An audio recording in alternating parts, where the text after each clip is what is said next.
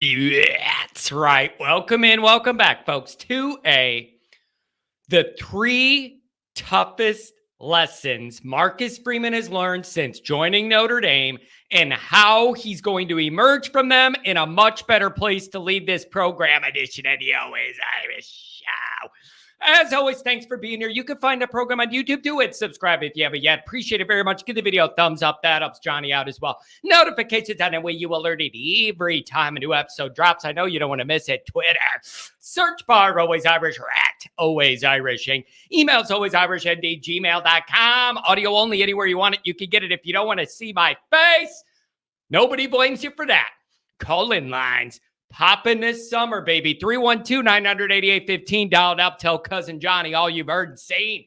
USA Today, Irish Wire. Read all about it. Patreon.com/Always Irish. It's former captain, leading tackler Mike Goolsby and myself breaking it all down. Thanks to everybody who's over there. We have a really good time.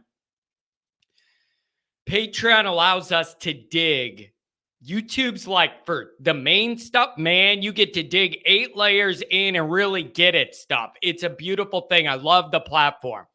All right. If I look a little sweaty, I was doing yard work, and in the summer, that's when a lot of my Notre Dame ideas come. I'm in the yard. It's mindless mowing and weed eating activity. I'm not distracted by a million other things. It's just... It frees my mind up. And I had this idea for an episode, so I got done mowing, and here I am. That's the way it goes. We run a tight ship over here. Here's what I'm getting at. Notre Dame fans are losing patience. They just are. And it isn't... Some of it's Marcus Freeman specific, but a lot of it is 30 years compiling misery on top of each other year after year after decade, right? Like you could have your Marcus Freeman complaints and worries about and mistakes he's made or whatever, but the bigger picture is the frustration isn't just from that. It's everybody my age that's never seen us win a major bowl game. They've won them when we're alive, but we were too young to remember them. So you got everybody basically 40 and below that has no concept of Notre Dame winning anything that matters at all other than my grandpa telling me what it was like when Frank was kicking everybody's ass. And my dad talking about Aaron Lou. My age group, nothing. Pinstripe Bowl victories, like nothing. Okay? So... there's a lot of frustration, and there's hopes this is the year Notre Dame breaks through the new playoff, whatever. And I'm thinking about Freeman specifically with his situation juxtaposed with this point in Notre Dame history. Everybody reasonable understood there was going to be a learning curve for Marcus Freeman taking this job with no experience and the bright lights of South Bend. Nobody liked it, but everybody knew it. I'm not saying you have to accept it or you're fine with it or you're comfortable with it, but you got to acknowledge it. There was going to be a learning curve. You could say this is Notre Dame. There's no time for that. Win right and out, whatever. There was going to be a learning curve. And my word, there were some tough lessons learned. Tough lessons learned. I have 3 of them in specific that I think are going to make Notre Dame and Marcus Freeman better for having gone through them on the back end, as painful as they were for all of us and Freeman in the moment. Let's go over them. And I'm very specific with my examples, and I'll explain how it's helping shape Notre Dame to be in a better position later. Number 1, recruiting. Dante Moore's a silent commit, John. Don't worry about it. Oh, that Oregon picture, he's just hanging out with the ducks at the zoo. Don't worry about it. He's a silent commit. We're good. We're good. We're good. We weren't good. We weren't good. Keon Keeley, Notre Dame till he won Notre Dame. Peyton Bowen playing games in the 11th hour. Tough lessons to learn for Freeman. I feel like he went in there. I got this genuine message, genuine personality. That's the kind of guy I am. People could trust me. I could trust them when we're doing business, blah, blah, blah. I feel like it was a rough slap in the face to Freeman to have all those relationships just mean nothing and just be gone. It really hurt in the moment, and those guys would certainly be helping the team right now. This is going to make Freeman stronger. He's already adapted the recruiting process from that moment. Some of it's the national trend, but starting earlier, loading up your class with earlier guys, but making it kind of known if you're the guys you really want ahead on the board, jump in. Some of those guys are going to have to get out. This is modern college football. It's big business. It's modern college football, building themselves more outs. So if they get spurned by one guy, they don't have anywhere to go in the last minute. You end up with a bunch of Johns running around playing for you. Nobody wants that at Notre Dame, I can assure you. Tough lessons to learn. He learned his genuine personality and all that message. It doesn't always win the day, and you got to protect yourself.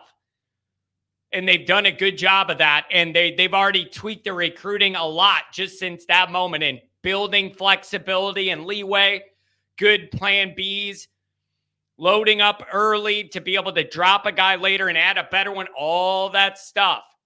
I think Freeman learned some tough recruiting lessons through that journey that are going to help him toughen him up.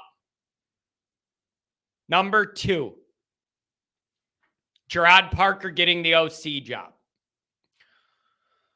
We all know the Ludwig thing, as I've said a million times. Spare me. John, we're better off now. You have Denbrock. I like what he's doing better than Ludwig. That's not the point of this. You could insert any name instead of Ludwig. The point was you messed up and failed to support your head coach when he had a guy you wanted to hire. And Notre Dame administratively dropped the ball in that moment procedurally. That's Notre Dame's fault. Okay? Parker was the 4th or 5th option. Okay? Here's what sticks in my mind about this. You didn't support your young guy when he needed it most. He's a defensive guy, wanted an offensive guy with a lot of experience. You didn't support him in that. Notre Dame dropped the ball in that negotiation. And then Jack told you to, yeah, we messed up. Now give us more money. And never mind that idiot in his basement calling me out on our mistakes.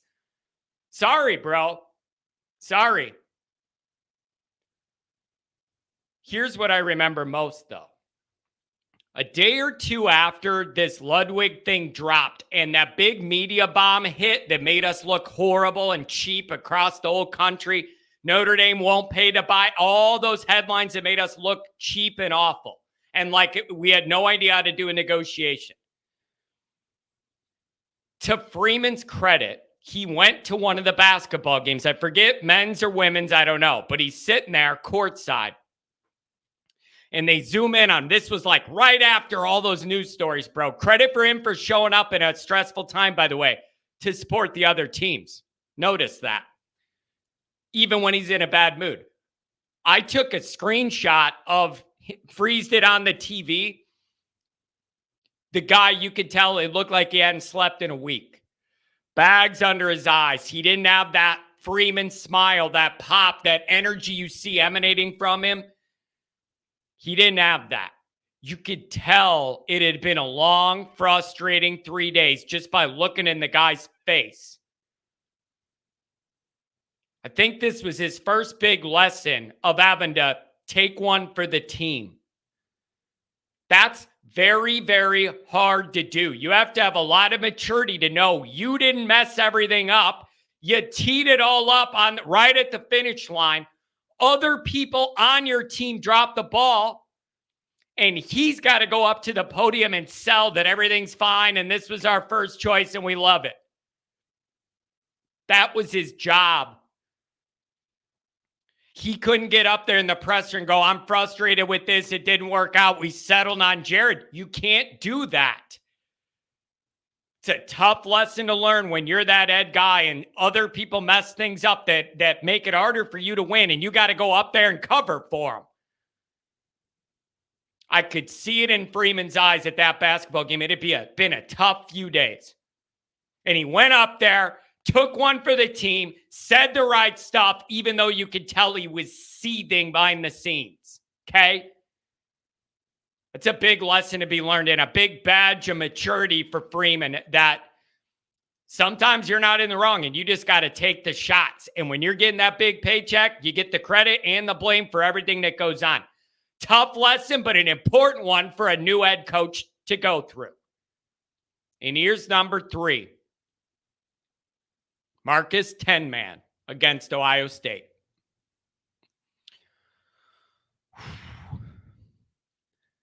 Here's the reason I didn't come out of the basement for like 3 days after that game. I turned off my phone. I was off Twitter. I did my content and my writing I'm obligated to do, and I couldn't talk to anybody else. Phone blowing off the hook, text, emails. I couldn't do it. I was whacked out, okay?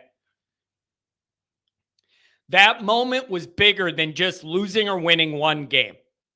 That is the issue I had with it. It wasn't just winning or losing that one game that made this a big moment. It kind of reaffirmed everything Notre Dame haters say about us. It reaffirmed it.